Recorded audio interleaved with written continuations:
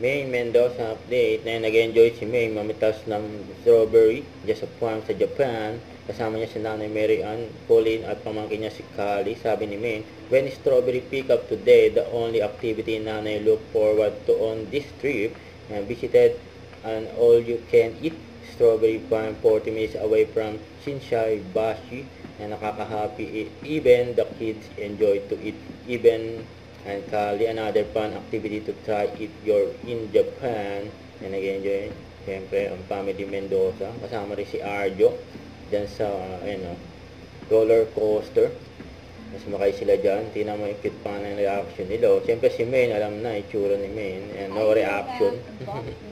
Kasi yan pa for Vivo, A lot of you guys know that I'm Pro such a memory keeper. Kaya naman I endorsement ni really May. love taking photos and videos. And I am so happy that Kasama yung Vivo mga never dog niyo. fails to deliver quality portraits. Coco. Lalo na ngayon, they collaborated with Zeiss, which means sharper details, richer colors, and stunning clarity in every shot.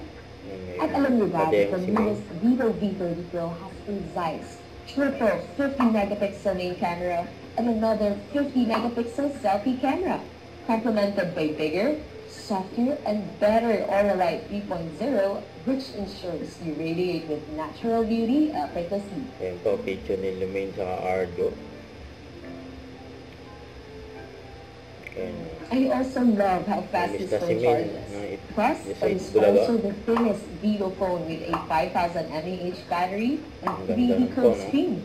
So it seamlessly fits into any bag or pocket, kaya pwede talagang dalhin anytime, anywhere. Just like me, get impressed with the newest Vivo V30 Pro Vivo portrait. V30 Pro with me. Huwag kalimutan mag-subscribe, click ang notification bell for more updates po ang short reaction vlog. Bye guys, team for what?